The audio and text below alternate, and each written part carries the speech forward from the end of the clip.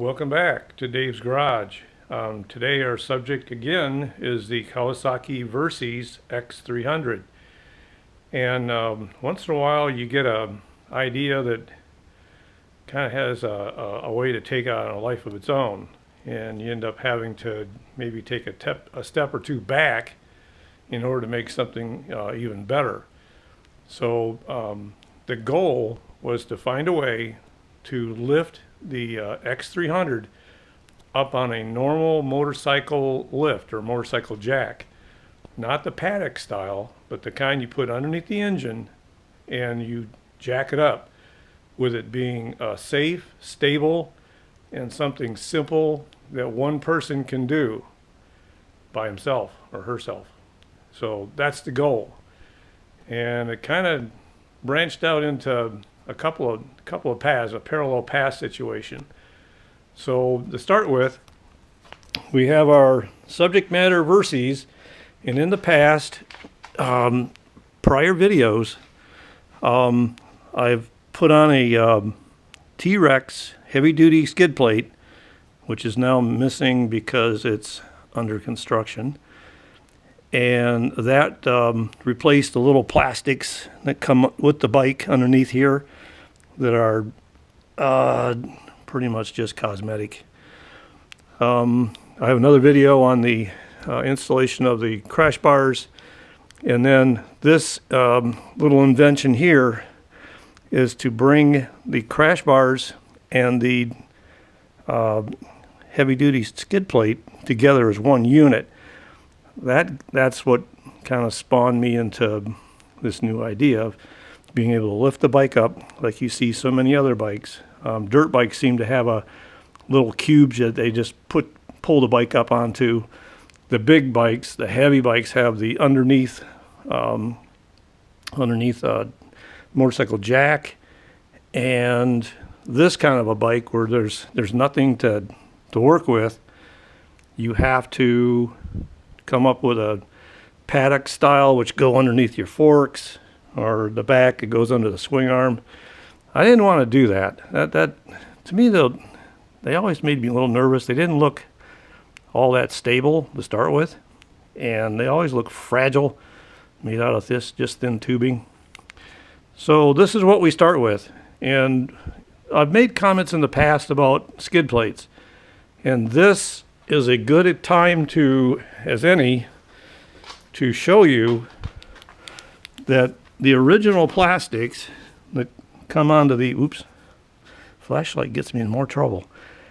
The plastics that cover this up and also have a provision for this wire, so does the HD skid plate by T-Rex. They're hooked onto these little things. They're just little L brackets. The L brackets then in turn just bolt onto ears sticking off a fragile aluminum. This is your oil pan. The oil pan was never designed to hold a skid plate, let alone go off-road, have things bashing into the skid plate. All that force ends up right on those little four ears. There's two on this side, two on the other side. I left these brackets on even though they don't do anything other than just be a reminder of how far I've come with the skid plate and the crash bars and the attachment. And now I also had a previous video on coming up with a fifth brace on the HD skid plate that comes off the M10 frame mounted bolt here. M10, it's a 10 millimeter solid point to bring that fifth brace onto the back, and we'll get back on that here in a minute. So I struggled trying to figure out how to document this one because it got quite large, but we're just going to do it in the chronological order. Sometimes a project has a twist and turn, a setback, parallel path. So let's go down the rabbit hole. Stay tuned. So step one was to look at the motorcycle jacks that are out there. A lot of complaints. A lot of the current models they're copycats or knockoffs of some of the older designs, and they're not as good. They've lightened them up, cheapened them up. They're not stiff. They're not secure. The unit itself just weighs a lot less because they've taken money out of it. So I'll show you what I came up with. So I went shopping for a motorcycle jack on Facebook Marketplace, and I struggled at first with the different brand names. I went out on Amazon, went to Harbor Freight, even Home Depot sells them. A lot of the new ones are just cheapened down. So this is what I found. It's probably a 15 to 20 year old Craftsman, Sears Craftsman unit. And I found several, and these are abused and neglected. They're just, I mean, I have a regular auto jack in my garage. It looks the same way as this one. It's just covered in filth, rusting in the corner. But I thought, well, this one looks pretty decent. It was advertised as unused, which is kind of not true, because it did show some wear. But more or less, it was just starting to rust away in the corner. This picture doesn't really give it justice, as all these lighter spots are actually corrosion and paint loss and rust. And a lot of the fasteners here that look intact, they're actually just acorn nuts that are just balls of rust. I'll show you that later. So this is what I had to work with. This is picture number one. Picture number two gets into a little more detail. This back here is just heavy rust. It is pitted around the caster attachment points. Again, more rust than all the fasteners. The L angle iron down here and the frame and everything looked and is solid. This thing is a brute, but I just wasn't going to be happy with it looking like this, just because. And I wanted to clean it up, just even just going into it. Here's another picture. Again, it doesn't really show it justice, but the underside of the angle iron and some of the lower portions of the iron, the square stock back here, pretty much just rusted up. Nothing serious, just need to be cleaned. Here's some more evidence here of just corrosion, rust, and but it looked like it was all in one piece. So that was a start. So I went and bought it, and now we'll take a look at what it looks like now. Okay, welcome to my top secret high-tech lab. And this is a place in my basement that's my corner to collect all my junk. So what I did is I bought the jack, and excuse me, this is what it looks like now. I basically started excuse me, I basically started by taking it all apart and took all the pile of rust. This is all just stuff that just looked hideous, and bought new. The frame is the important part. This is 1/4 inch solid steel. This is 1.5 inch solid angle iron. Looks like some C stock that's been welded in. The loops I'll get back to. And in the top piece, you've got your two lifts, the two H patterns, and then the part back there that the jack goes into to lift everything up. This is the jack, and with some due diligence and elbow grease, with wire wheels, flexi sanding disc. This is some Scotch-Brite, and if you haven't discovered Milwaukee fuel tools, you need to. These we'll get more on that probably later. So the first thing was get all the crud off, all the rust off, and it took a while because this is the tools I had to work with at the time, which was only like 2 weeks ago. Started with some Rust-Oleum Rusty Metal Primer.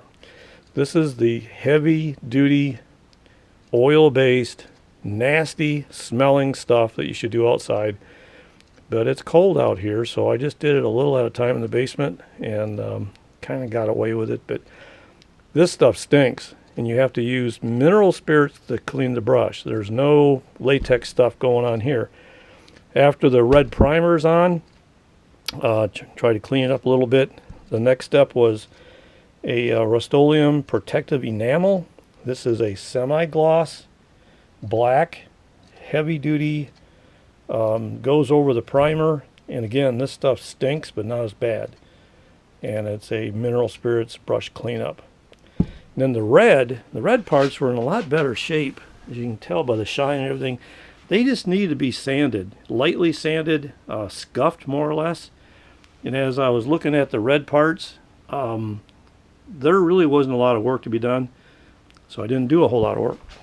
So all I did is I went and bought 1 can of rattle can of, again, the good stuff, Rust-Oleum Gloss Protective Enamel, superior coverage and durability, and hung them from a tree outside because I don't have a paint booth. I wish I had the high-tech stuff, you know, the sandblasting chambers, the paint booths, but you see what I got to work with here. It is what it is, but the results are that this turned into a gorgeous, better than new in appearance and functionality. And this is the top part that the motorcycle is going to sit on, and it came with just bolts like this to put it, just these bolts with the acorn nuts to put it on these H frames. Well, I thought that sucks, so we're going to do something different. I bought these triangle lift stainless eyelets that are going to go on here. The point is that this thing is built like a tank. It's almost 90 pounds. Try and find a new one nowadays that weighs that kind of weight. This frame alone is 35 pounds. This thing is an absolute brute. But these eyelets, to get back on this is what's going to allow me to use these ratchet, what do they call them, retractable ratchet straps. These are pretty neat. No dangling, you know, junk or, you know, straps, no loose stuff flopping around. These are like hold everything concise within themselves.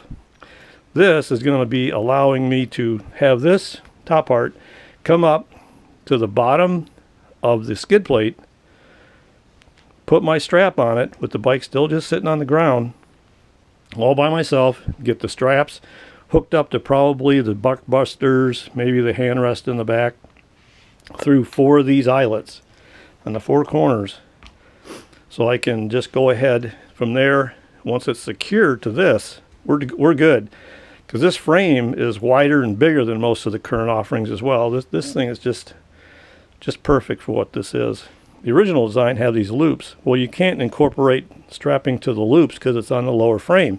The bike has to be raised up all the way to the top, and then somebody's got to be stabilizing that while you're running around then putting straps down. The point is I want to do this by myself. So we're going to put the straps on through the eyelets with this just making contact to the base of the skid plate. And now this will be reassembled, but again, this is real time. So on to the next phase. Okay, we're we're back out here in the normal high-tech lab. And again, in previous videos, this is my T-Rex heavy-duty skid plate. Made several videos on it. Inventing this 5th brace, which hooks on to the M10 center stand bolt. This is what I came up with. And it's to prevent this skid plate, because there's very little fore and aft design, you know, to hold it from moving into the, having this front part here be pushed back if you're hitting it with anything off-road or even a curb or dirt or anything. So I came up with this design, and there's a video on that. If you want to stop there, just go back and watch that video. This is made with a simple flat L brace. I made another video on quieting this thing down with this foam. It's a fireproof foam because I was running into some resonant buzzing. That solved that problem. I had to trim it back a little bit because the catalytic converter comes right through here, and I had to trim it back because this stuff does not burn. It doesn't even melt. It just kind of does a little smell and a little smoke. So I just kind of trimmed it back. But I took some of this off. So to go from this original single unit, I had to figure out a way to transfer the massive amount of support here going up to the crash bars, as I showed you, going up here, being mounted to the crash bars. That front end is bomb-proof. But as this design goes to the rear, you have a lot less metal to work with, a lot less support, a lot less stiffness. It still has these brackets in the back that are 1/4 inch heavy-duty steel, which is cool. So this is what I came up with. I'm going to replace this one L bracket made out of just a flat metal brace, nickel-plated brace. And I came up with a mirror image. This is 2-inch angle iron. And of course I had to do some trimming. And I just happen to have a new toy here in the shop. It's another Milwaukee Fuel. This is a grinder. This is a disc that I used. This made this not only possible, but it made it just so much nicer. So now we're going to show you what it's going to look like under the bike. I've already pre-fit or test fitted it. Everything's working out great. You cannot exceed 5 1/4 inches back here, because that goes up inside the 2 large M10 center stand bolts. So this can be 5 1/4 all the way in. The design here is that now I've got something that's super heavy.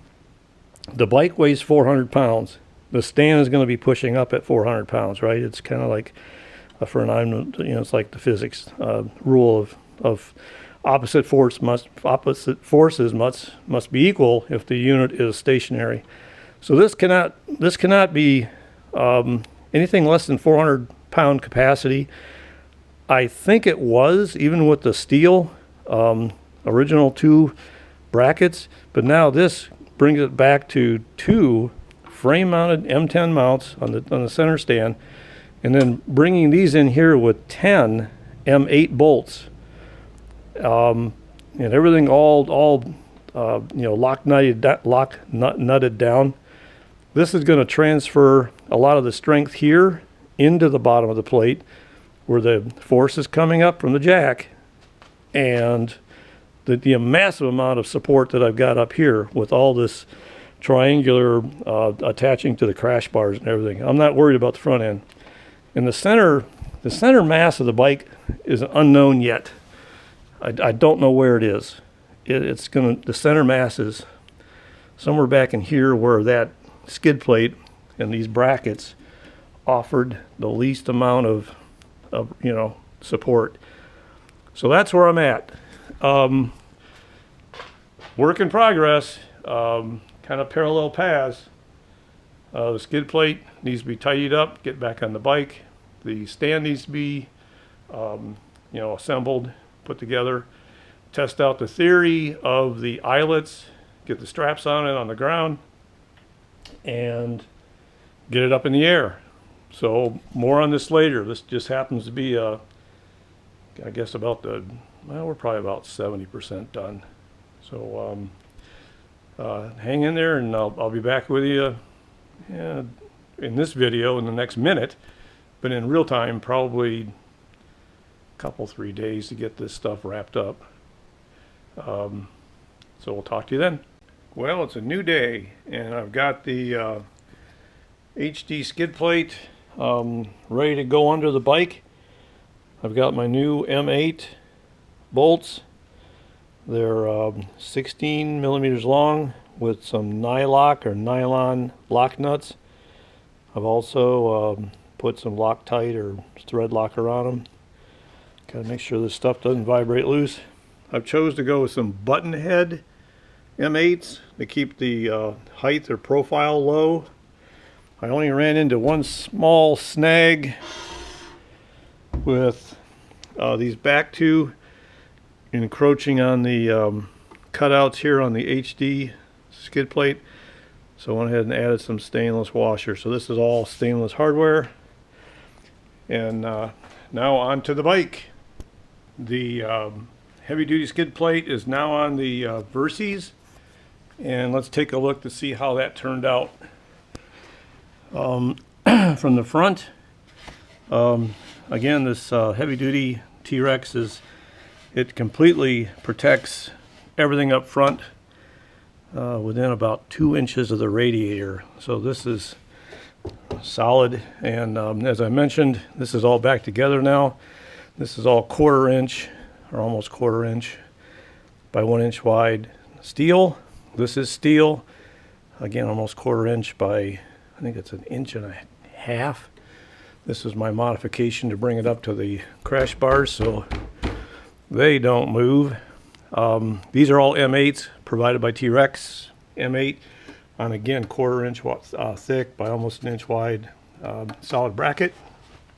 And my goal for this whole thing to work is to have a flat bottom, and I chose to use button head M8 bolts. I had a little bit of interference, as I mentioned. I think had to use some washers on a couple of them. Other than that, I wanted to keep these as flat as possible. And the metalwork now comes all the way back to the suspension. So there's clearance, but not much. I knew it was going to be close. The old single little L bracket, flat L, that was the same way. It came tucked in there. And the movement of this is all up. The suspension is all up away from the parts that I put on. So I've got the nice solid angle iron now coming all the way back to the suspension. So I can pick up my motorcycle jack now from anywhere under here to lift it up, paying attention to the center of gravity of the bike, so the bike doesn't tilt forward or rearward. You know, it's not imbalanced, because if there is any still weak direction that this bike can fall off the jack, it is, you know, like front to back, or at least tilt. That would be a disaster. So we're trying to prevent all that.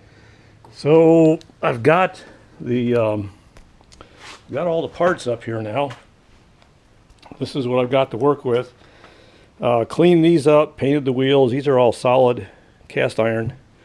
Painted all the red parts, cleaned up the jack. This is a real nice jack on that Craftsman unit. My ratcheting retractable straps. I've got my 2H lifts. My top platform. They'll have these triangle eyelets on. Again, these all these bolts with some new, new stainless acorn nuts on everything. These go for the front wheels. And I did run into a situation where the unit I got, there was a foot missing. These are stabilizing feet that go down through the frame. I can demonstrate that because I brought the frame up here. These go down through the frame. And this is the rear wheel. This is a stabilizing foot that you rotate down into there to lift the rear casters up off the floor slightly, I think, or at least in parallel with them. And that prevents things from rolling around when you don't want them to roll around. Even though the casters have brakes or a brake on it, again, redundancy is not a bad thing. So I came up with some T-nuts. These are 3/8 of an inch, threaded in ID, but I don't care about that. But they're a perfect fit. I had to drill, and I managed to drill, paying attention to the height, and then I've got new roll pins to go through that hole, and that's these got to go on last after the wheels and such are all on the unit. So anyways, next step is to get this jack together and go from there. This may be the final install on this heavy-duty skid plate update. I have the Craftsman bike jack all assembled, put together, looking and functioning probably better than new. In assembling it, I noticed that there's large gaps here in the rectangle tube stock and then the frame. So I was able to just sneak in some M12 washers. I didn't mention earlier, but this whole thing is put together with M12 bolts Just absolute, you know, just a tank. So here's my eyelets that I put on instead of acorn nuts. I went with eyelets. These are my straps that I had mentioned. These are self-retracting ratchet straps. And it's got what they call a soft loop on it. So only the strap touches the bike where you, instead of anything else, at least on that end. So you start at this end with a soft loop. You add your ratchet strap. There's plenty of room behind the muffler to come straight down to my first loop, come across the platform, up through the second loop, and I just have it snugged on the Kawasaki crash bar, and right here at my grip for my my extra bar or L bracket that I have that bolts my skid plate to the crash bars. This is so strong, and when I added in the two angle irons underneath, that concept not only proved to be just excellent, but probably overkill. But overkill will never hurt you. Same thing on this side, ratchet strap with the soft loop down through the first loop, up through the second loop, hooked on here, and right now it's just leaning on the sides on the side stand. So the bike is on the side stand. I just preemptively, for demonstration purposes here, put the straps on, save time. So the first thing you got to do is start bringing the bike up just a little bit, and then whoops,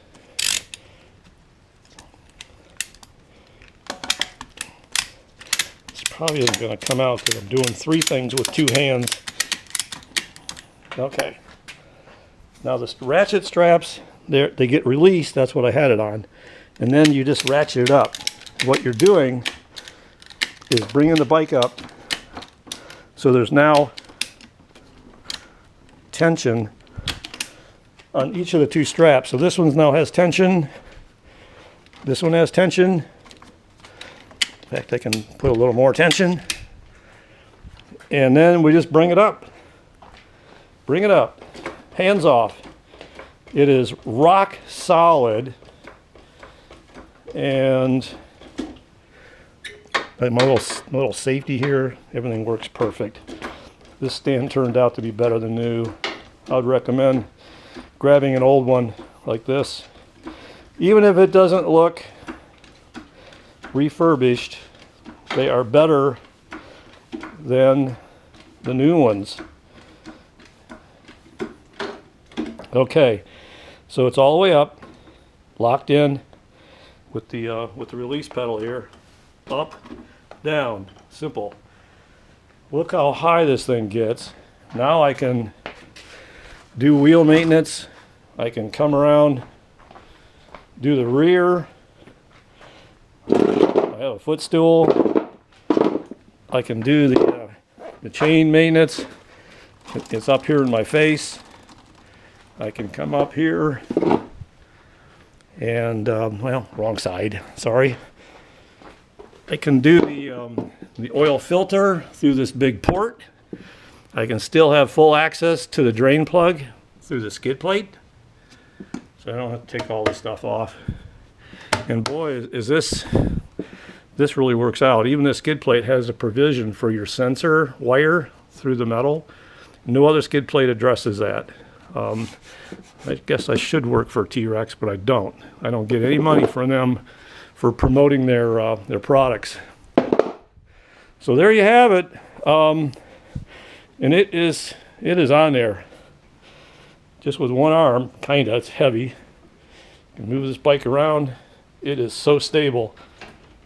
This thing is going nowhere. I can probably sit on it if I wanted to, but that would be pointless. So anyways, it pays to get a heavy jack stand or motorcycle jack. It doesn't have to look pretty. case you haven't figured out by now, I'm an engineer, and I just like to do things right as opposed to just do things. It's actually kind of a curse sometimes. So then when you want to put it down, you just go in the reverse direction, and yeah, this is how you get a Versys up in the air with a motorcycle jack. And from Dave's Garage, signing off. See you next time.